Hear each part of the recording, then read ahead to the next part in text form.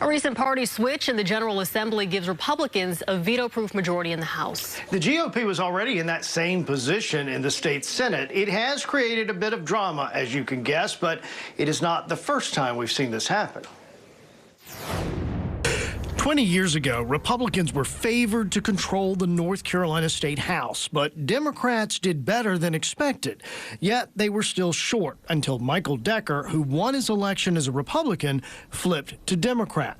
The House was then split 60-60. After a lot of back and forth, both parties agreed on two co-speakers of the House, one from each party. In 2015, Representative Paul Tyne switched from D to unaffiliated and caucused with the Republicans.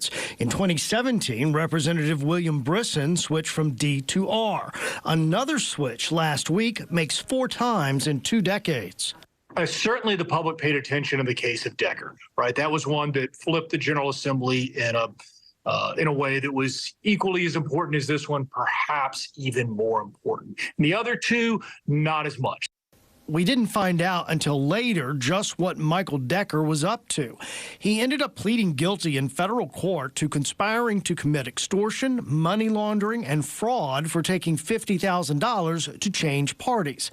After the 2022 election, Democrats, by just 1 seat, could keep Republicans from overriding Governor Cooper's veto. I mean, the electoral consequences are generally not good. So often when people make these moves, do these switches, they're doing it on the path to something else. So, for example, they might be deciding to run from the state legislature to Congress. Perhaps their district changes in Congress. They want to run for the U.S. Senate. Representative Cotham has made no indication of any long-term plans, but she does come from a district that's a Democratic stronghold.